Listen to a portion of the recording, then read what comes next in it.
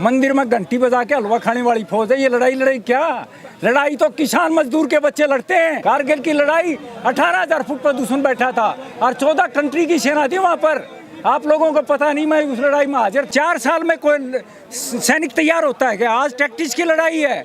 एक टैंक कोई ड्रोन 40 लाख का उड़ा देता है। प्रधानमंत्री नरेंद्र मोदी और उनकी बीजेपी की सरकार ने साफ कह दिया है कि जो भी युवा इस आंदोलन में अपनी हक की लड़ाई लड़ेगा उसे हम सरकारी नौकरी से भी बेदखल कर देंगे। सवाल ये उठता है कि क्या हम एक लोकतांत्रिक देश में जी रहे हैं? सवाल ये उठता है कि क्या हमारे सेना को कमजोर करने का काम किया जा रहा है? हमारे पास सेना के भी तमाम कर्मचारी मौजूद हैं जो पूर्व कर्मचारी हैं, उनसे भी हम बातचीत कर समझने की कोशिश करेंगे। 4 साल में कोई सैनिक तैयार होता है कि आज टैक्टिक्स की लड़ाई है। एक टैंक कोई ड्रोन 40 लाख का उड़ा देता है। यूक्रेन में 2-3 महीने से लड़ाई चल रही है, टैक्टिक्स के ऊपर फेल हो रही है। रशिया फेल होगा भाई। इंडियन आर्मी विश्व में नंबर 1 है। क्यों? हमारे पास तजर्बा है, एक्सपीरियंस है, टैक्टिक्स है। इन चीजों से लड़ाई लड़ते हैं। हमें कारगिल की लड़ाई लड़ी है। कैसे लड़ी? हमें कारगिल की लड़ाई 18,000 फुट पर दुश्मन बैठा था और 14 कंट्री की सेना थी वहां पर। आप लोगों को पता नहीं, मैं उस लड़ाई में हाजिर था।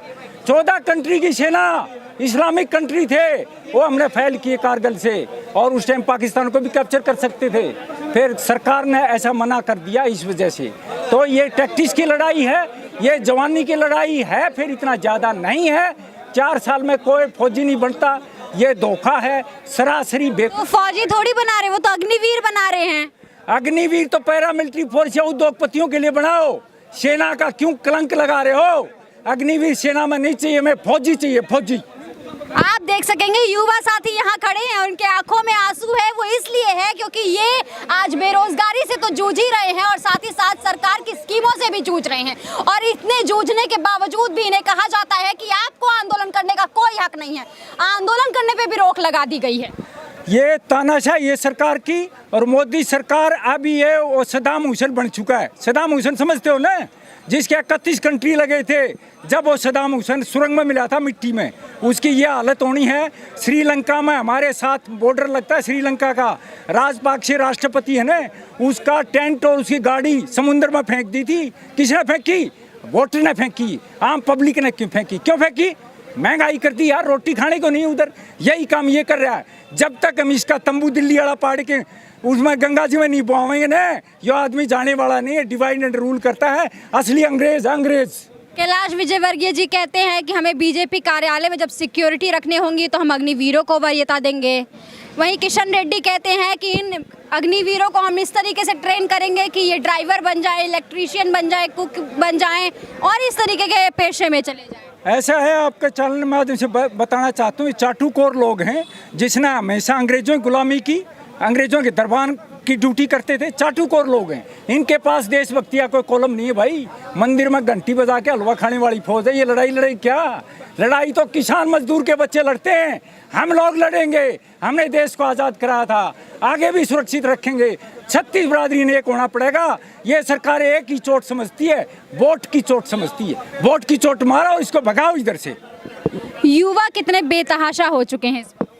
बेतहाशा तो ऐसे हो गया, मतलब कोई भी जॉब नहीं रहे इस कारण, मतलब सबकी आसें टूट गई हैं। तो अब तो आंदोलन करके ही कुछ होगा। तो सभी भाइयों से गुजारिश है कि मतलब 36 बिरादरी एक होकर एक साथ मिलकर सरकार का सामना। मैं कह रही हूँ चाइना लगातार तनाव क्रिएट कर रहा है तमाम बॉर्डर्स पर, और ऐसे स्थिति में सेना को और कमजोर करने का काम किया जा रहा है। हाँ बिल्कुल, ऐसे तो इन हालतों से कमजोरी होगी। कोई भी 4 साल के लिए जाएगा तो अपनी जान दांव पे थोड़ी लाएगा वो। आप जाएंगे 4 साल के लिए? नहीं, मैं तो नहीं जाऊंगा। आप जाएंगे 4 साल के लिए? नहीं जाऊंगा, मैं भी नहीं। आप जाएंगे 4 साल के लिए? यहाँ जितने युवा मौजूद हैं सबका एक ही जवाब है कि 4 साल के लिए ये भर्ती नहीं देंगे, 4 साल के लिए ये नौकरी नहीं करेंगे। तो मेरा सवाल ये उठता है कि क्या अमित शाह के लड़के या जो तमाम नेता हैं उनके लड़के जाएंगे बॉर्डर पर लड़ाई करने, या जो तमाम जो लोग हैं जो इस प्रधानमंत्री नरेंद्र मोदी के स्कीम की सराहनीय कर रहे हैं, उनके लिए तालियां बजा रहे हैं, बहुत बहुत धन्यवाद दे रहे हैं, क्या उनके बेटे जाएंगे बॉर्डर पर तैनाती देने? एक बात मैं आपके चैनल माध्यम से सरकार को अवगत कराना चाहता हूँ। सबसे पहले 1200 बच्चे हमारे ज्वाइनिंग लेटर की इंतजार कर रहे हैं, जो मेडिकल पास हो गए, मेरिट लिस्ट में आए, सब कुछ हो गया है, various type of entry army में।